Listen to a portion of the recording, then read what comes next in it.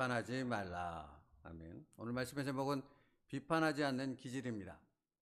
주님께서는 비판을 받지 아니하려거든 비판하지 말라고 말씀하셨습니다.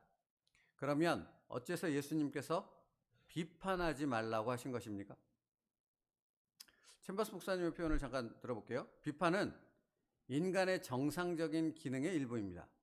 비판하는 것은 인간에게 당연한 것이라는 겁니다. 비판하는 것은 우리의 일상의 삶 가운데 비일비재 일어날 수 있는 일이라고 말합니다. 그런데 그 다음에 뭐라고 덧붙이냐면, 그러나 영적 세계에서는 그 어느 것도 비판에 의해 이루어지는 것이 없습니다.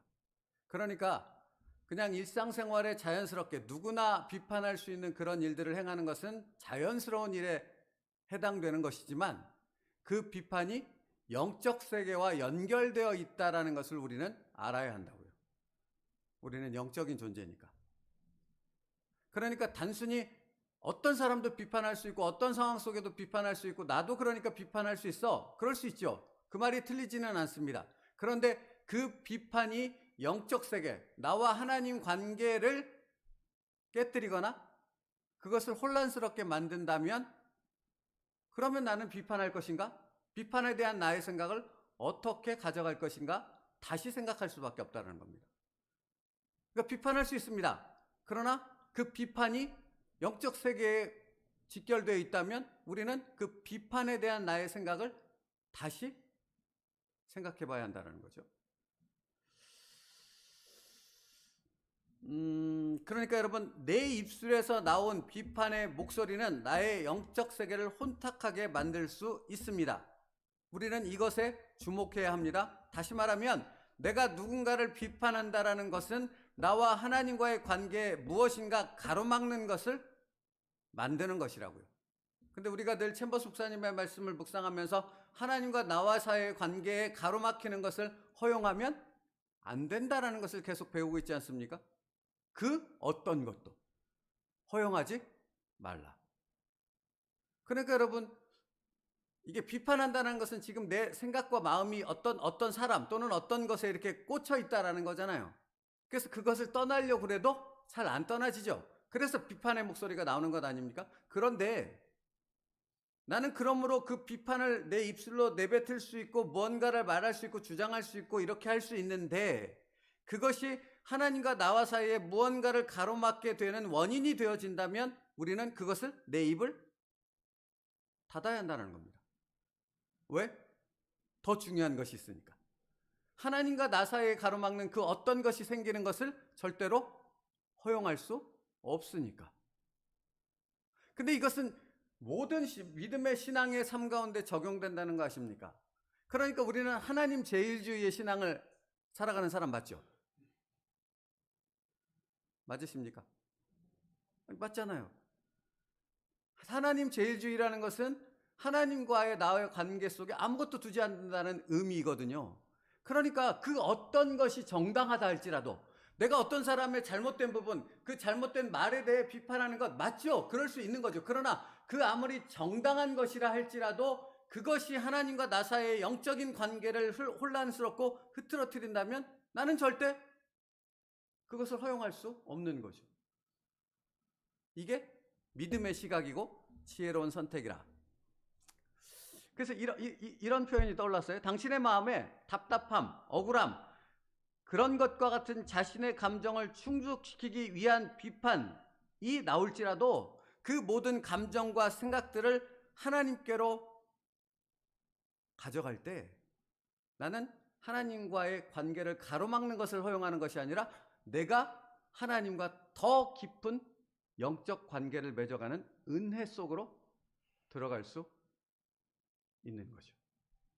그래서 이 말씀을 묵상하다 보니, 여러분, 비판하지 않는 것이 내 의지나 노력으로 됩니까? 안 돼요. 제가 연약해서 그런지 죽었다 깨나도 안 되더라고요. 안 돼요. 내 의지나 노력으로 안 돼요. 그러니까 비판하지 않으려면 뭐가 필요한지 아십니까? 반드시 기도가 필요합니다. 기도는 뭐니까? 아무것도 염려하지 말고 오직 모든 일에 아무것도 염려하지 말고, 그다음 뭐죠? 다만 모든 일에 기도와 간구로 너희 구할 것을 감사함으로 하나님께 아뢰라거든요. 그죠? 그러니까 내가 비판하지 않으려면 나는 기도할 수밖에 없어요. 기도는 뭡니까? 하나님께 온전히 내 마음과 생각을 의탁하는 거잖아요. 그죠?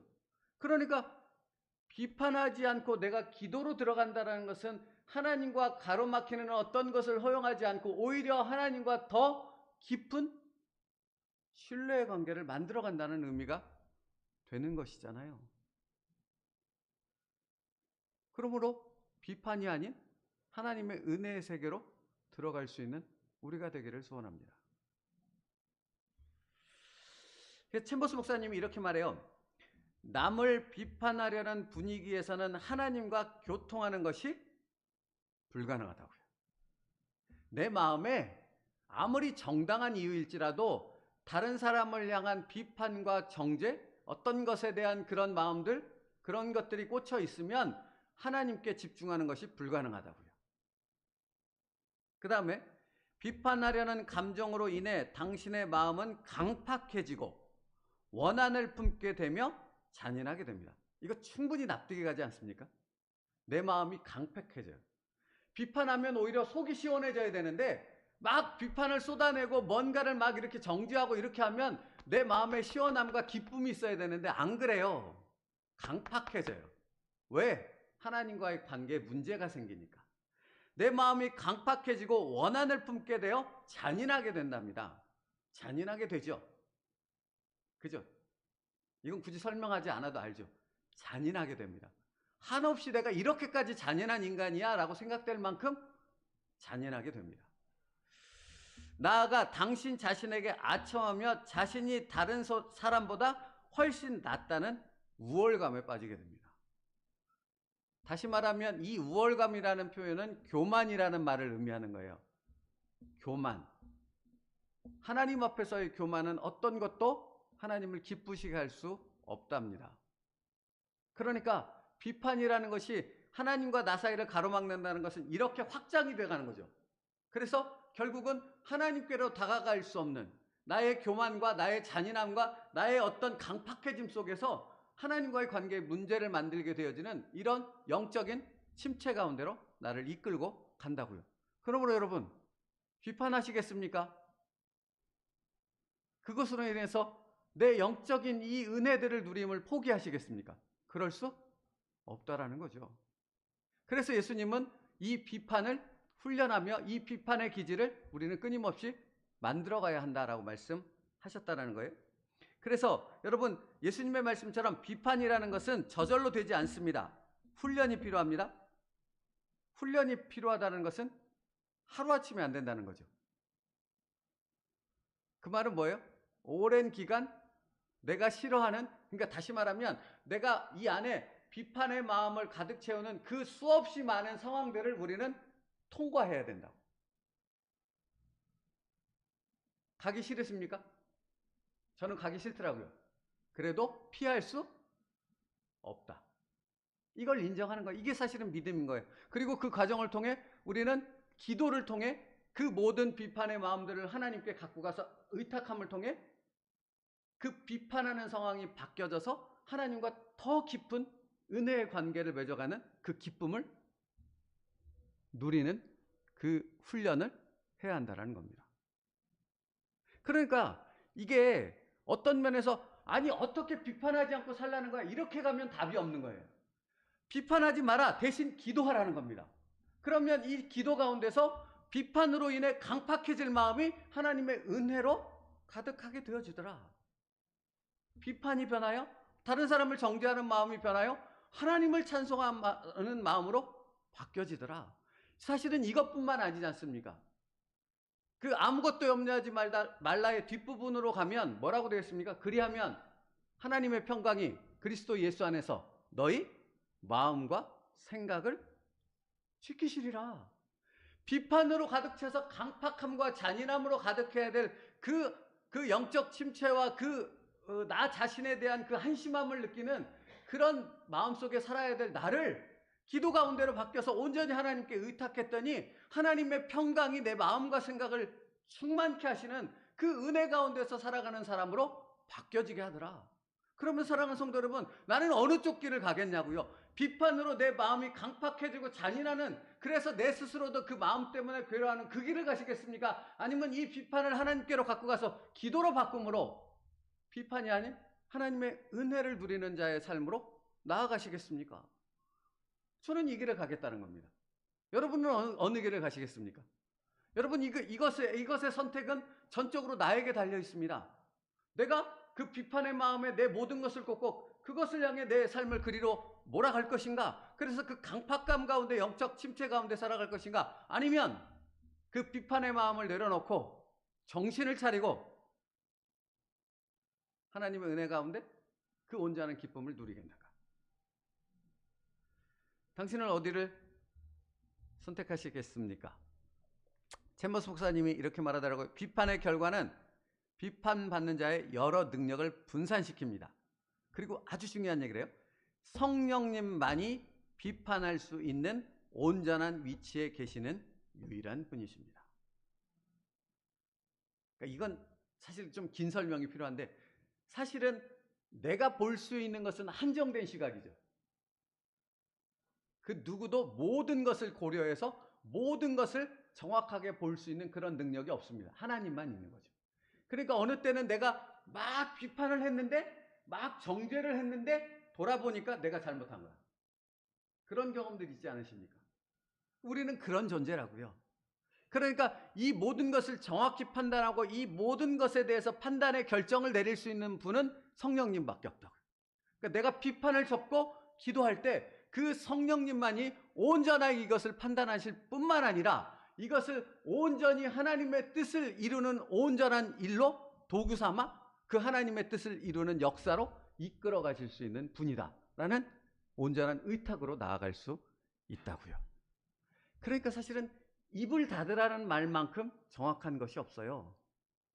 내가 막 비판하는 건 입을 열어야 되잖아요. 여기 답답하니까, 여기 엄청난 것이 쌓이니까, 막 썩어서 막 폭발하기 직전이니까, 그죠? 근데 그때 입을 닫고 내가 하나님 앞에 기도한다는 것은 그분만을 온전히 신뢰한다는 거. 어리석은 말을 내뱉지 말라고 말하잖아요.